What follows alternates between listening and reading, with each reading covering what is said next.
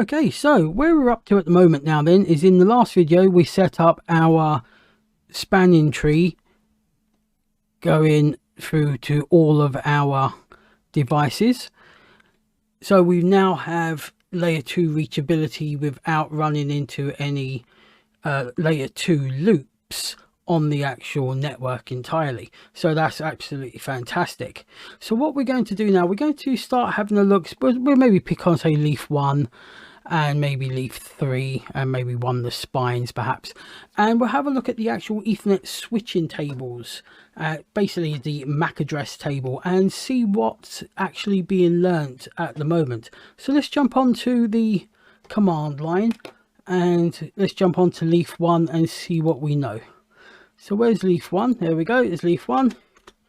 Okay, so let's get out of here because we don't need to be in configuration mode, and let's do a show Ethernet switching table and press enter. Okay, so what we can see is that we have one MAC address here. So we have this MAC address here, which is part of the customer 1 VLAN. That's what it's learnt it on, and we can see that it's learnt it dynamically, and the interface that it is learnt it off of, so XE008. Let's jump onto the spine 1 and have a look and see what that has learnt. Let's do a run show Ethernet switching table and we'll see what this knows. Okay, so it's learned again customer 1 VLAN, that's the MAC address, and it's learnt it from on interface XE008. Okay, so that's great. So let's get a couple of pings going across and see whether or not we can find some additional information there, see if we can get these MAC address tables or Ethernet switching tables to propagate slightly. So let's go on to server 1. Oops, daisies, bring that back up, that command line, and let's get some pings going across. So let's try a ping 10.10.100.3. see if that goes through. Might take a little bit. Let's try that again. So ping 10.10.100.3.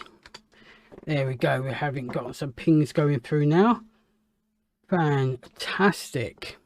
Let's try the server that's in VLAN 200 and see whether it can ping 10.10.200.4. so let's try that. So ping 10.10.200.4. there we go, absolutely sweet.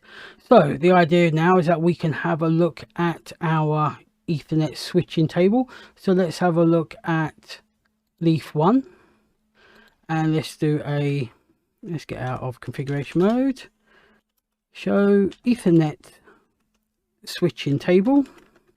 Now we see a lot more information here.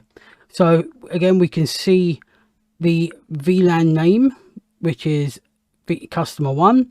We can see the MAC address of the device. We can see that it's been learnt dynamically and where we've learnt it from. So we've learnt it from XE001, which is our link up to spine 1, which means that would be the MAC address of server 3. So let's have a little look here. So we've got this one, customer 1 here, and we can see the MAC address ending 02. We know it's dynamic, and we've learnt it on XE006, which is the access port going down to server 1. Fantabulous. Let's have another little look. Now we see we have our customer 2 here. So this is our VLAN 200. Again, we can see the MAC address where we've learnt it from. It's dynamic, so it's learnt it from GE007. So again, that is the access port on there. But the bottom one where we got customer 2, 005 blah blah, all the way up to 03, which is dynamic. We've learnt that one from XE001. So again, we've learnt that MAC address from the spines interface.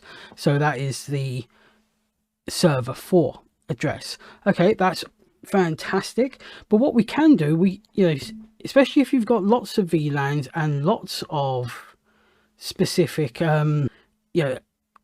devices connected, these switching tables can get really big. So you can limit it down and just see what I just want to see the Ethernet switching table for VLAN 200, say. So you can do show Ethernet, oops daisy, not ship, show Ethernet switching table, and there's VLAN ID, and if we put 200 in, now it's only going to show us the MAC addresses that it's learned on VLAN 200, which is absolutely fantabulous.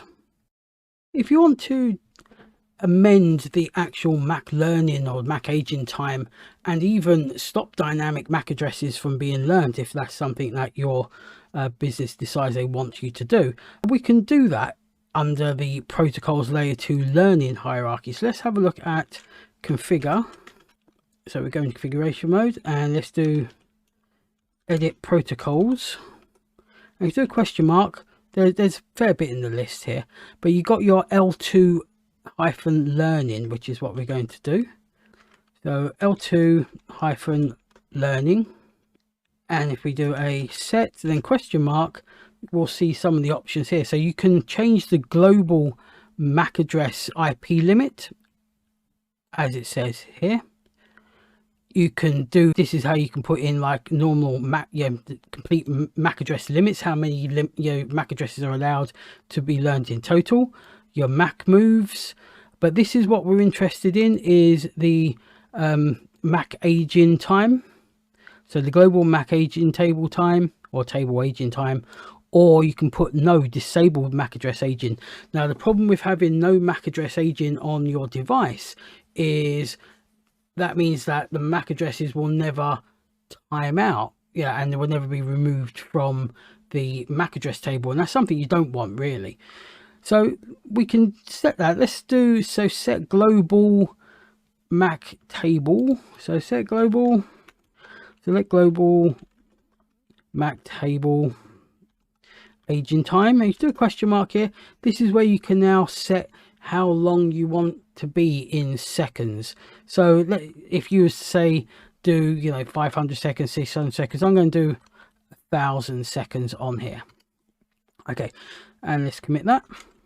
Sweet. Okay, so that means that if no traffic has been received on a for a device that has a particular MAC address within 1,000 seconds, it's just going to take it out of the MAC address table, which is not a problem at all. I mean, again, for a small lab like this, we're only dealing with a handful of devices, it's not a problem. But you'll find that in some production environments, your business may demand that the MAC address tables are time out quicker or longer. Some are actually known to actually disable the timeout altogether. It's just every individual business is different in how they approach things. So let's have a look on spine 1, this MAC address table. Bearing in mind, like I said, we don't have any of the servers connected to it. And let's have a little look at its MAC address table. So let's do a run show Ethernet switching table. Oh, let's come out of okay, sweet, that's better. Now let's try that again. So show Ethernet switching table, and there we go. So we have a few MAC addresses that we've learned here, like these are mainly the customer ones on the VLAN ones on there. So even though we have been doing some pings on the customer 2 or the VLAN 200, they've not gone through here. So what we'll do, I'll have a quick look on spine 2. Okay, so we're on spine number 2. Let's have a look, see what it knows on its Ethernet switching table. Bearing in mind that all we was really doing was pinging from leaf 1 to leaf 2, either servers 1, 2, 3 and 4, and they all have direct connections to spine 1, which we know is the root for the spanning tree instance that we're running. So spine 2, let's do a show Ethernet switching table. Well, there you go. All right, so it looks like we have entries for customer 1 or VLAN 100 and some from customer 2, VLAN 200. And these are mostly been learned via XE000, which is the link between spine 1 and spine 2. We have one here that's been learned from XE003, okay, which is that link down here. Is it this link here? Yeah, it's XE003. So it's been learnt from this link here, XE003.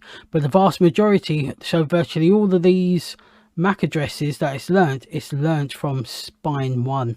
So it's transverse. So what we can see, traffic has been going from, you know, up to the spine 1, down to spine 2, and back down to, say, leaf 2.